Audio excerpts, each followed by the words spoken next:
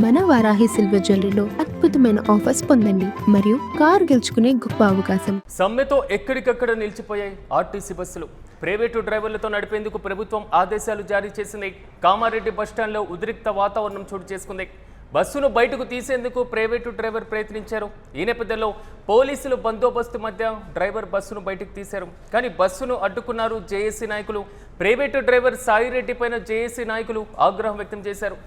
తెలంగాణలో ఆర్టీసీ బంద్ నేపథ్యంలో పూర్తి స్థాయిలో ఒకవైపు ప్రభుత్వం చర్చలు కూడా విఫలమైనటువంటి తరుణంలో ప్రైవేటు డ్రైవర్స్ను పెట్టి ఎలాగైనా బస్సులు నడపాలని ప్రభుత్వం కూడా కీలక నిర్ణయం తీసుకుంది. ఈ నేపథ్యంలో పలు ఆర్టీసీ డిపోల వద్ద కూడా ఉద్రిక్త వాతావరణం కనబడుతుంది.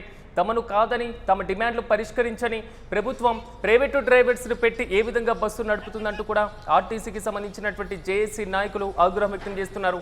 ఇక ఇదే అంశంపై మరింత సమాచారం మా ప్రతినిధి క్రాంతి అందిస్తారు. క్రాంతి, చెప్పండి, కామారెడ్డి బస్టాండ్లో ఉద్రిక్త వాతావరణం అయితే కనబడుతుంది. అక్కడ ఒక్కసారి ఆ సిచ్యువేషన్ ఏ విధంగా ఉందో ఒకసారి చూద్దాం. దాని తర్వాత నేను మీ దగ్గరకు వస్తాను.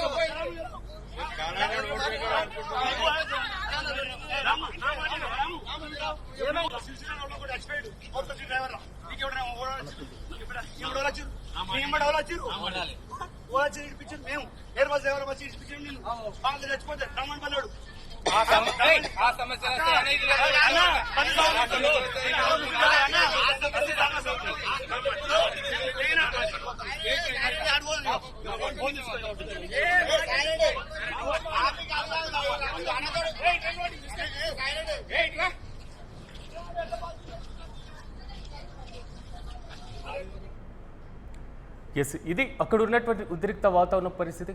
ఇదే అంశంపై మరింత సమాచారం మా ప్రతినిధి క్రాంతి అందిస్తారు. క్రాంతి, చెప్పండి, కామారెడ్డిలో అయితే ఉద్రిక్త వాతావరణం కనబడుతుంది. ప్రభుత్వం కూడా ఎక్కడ తలొగ్గేటువంటి పరిస్థితులు కనబడట్లేదు. ప్రైవేటు డ్రైవర్స్ని పెట్టి బస్సులు ఎలాగైనా నడపాలి అనేటువంటి ఆలోచనలు కనిపిస్తున్నాయి.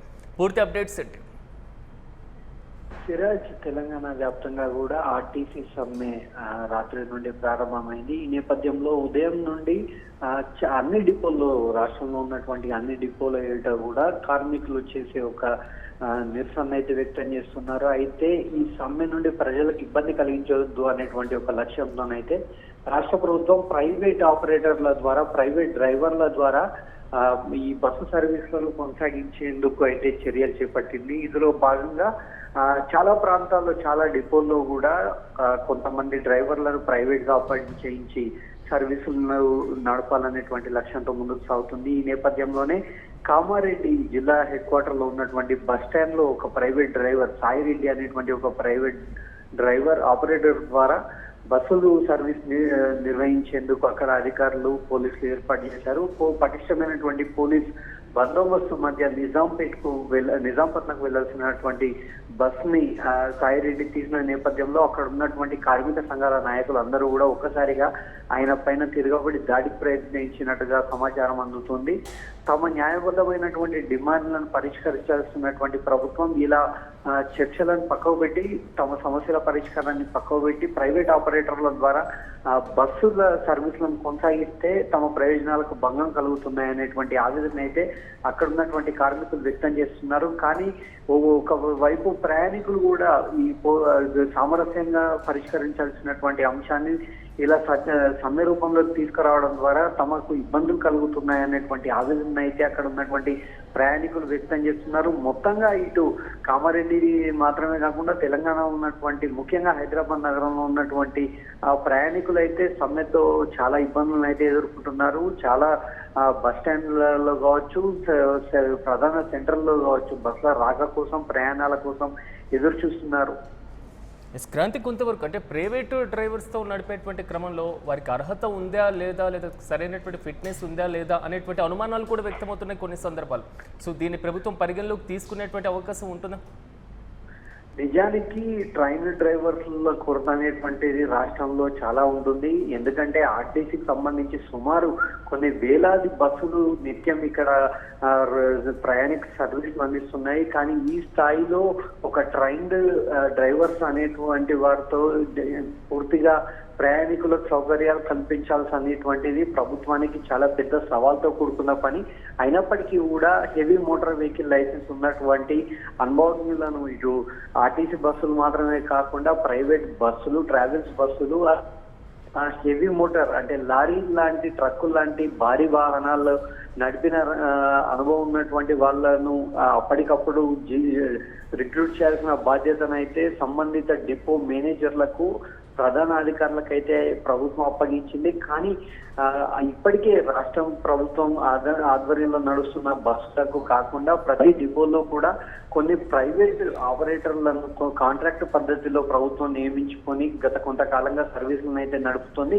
ప్రస్తుతం ఆ సర్వీసులు ఏవైతే గతంలోనూ సాధారణ పరిస్థితుల్లో కాంట్రాక్ట్ పద్ధతిలో నడుస్తున్నటువంటి బస్సులు ఏవైతే ఉన్నాయో వాటినే ముందుగా ఇక్కడ ప్రజల్లోకి అందుబాటులోకి తీసుకొచ్చే ప్రయత్నాలను అయితే ఇటు ప్రభుత్వం, ఆర్టీసీ అధికారులు చేస్తున్నారు. కానీ వారిని కూడా ఇక్కడ ఉన్నటువంటి ఫుల్ టైం ఆర్టీసీ కార్మికులు అడ్డుకుని నిరసన తెలియజేయడం, ఒకానొక దశలోనైతే అక్కడ ఉన్నటువంటి ఆ ప్రైవేట్ ఆపరేటింగ్ డ్రైవర్స్ పైన దాడులకు కూడా దిగుతున్నటువంటి సందర్భాలు ప్రస్తుతం రాష్ట్ర వ్యాప్తంగా చర్చనీయాంశం అవుతున్నాయి.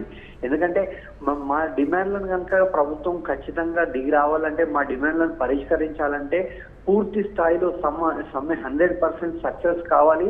తద్వారా ఇటు ప్రజల నుండి వ్యక్తమవుతున్నటువంటి వ్యతిరేకత ప్రభుత్వం పైన రిఫ్లెక్ట్ అవుతుంది. ప్రభుత్వం అలాంటి సందర్భంలోనే చర్చలకు దిగివచ్చి మాతో చర్చలు చేస్తుంది అనేటువంటి అభిప్రాయం అయితే ఆర్టీసీ వర్గాల్లో వ్యక్తమవుతుంది. Right Kranti, thank you.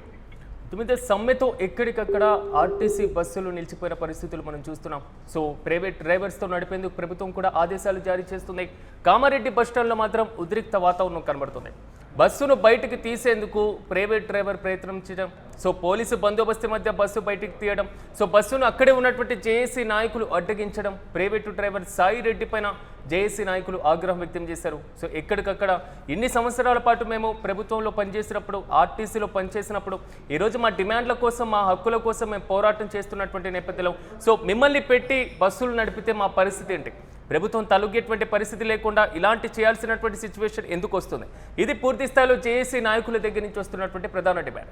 So ముందు నుంచి మా డిమాండ్లను ప్రభుత్వం ముందు పెట్టినా, ప్రభుత్వానికి నోటీసులు ఇచ్చినా, ప్రభుత్వానికి అనేకసార్లు వినతి పత్రాలు ఇచ్చినా, ప్రభుత్వానికి విన్నవించినప్పటికీ కూడా సో ఇలాంటివి ఎదురించడం, మరి ముఖ్యంగా దీనికి సంబంధించి సహకరించకపోవడం మాత్రం జేఏసీ నాయకులు ఆగ్రహం వ్యక్తం చేస్తున్నటువంటి పరిస్థితి. మరోవైపు ప్రభుత్వం కూడా తలొగ్గేటువంటి పరిస్థితులు అయితే ఎక్కడ కనబడట్లేదు. ప్రైవేటు డ్రైవర్స్ని పెట్టైనా సో ఆర్టీసీ బస్సులు నడపాలి అనేటువంటి యోచనలో మాత్రం ప్రభుత్వం కనబడుతుంది. అటువైపు ప్రభుత్వం నిర్ణయంతో, ఇటువైపు జేఏసీ నాయకులు అడ్డగింతతో మాత్రం సామాన్య ప్రజలు తీవ్రమైన ఇబ్బందులు ఎదుర్కొంటున్నారు.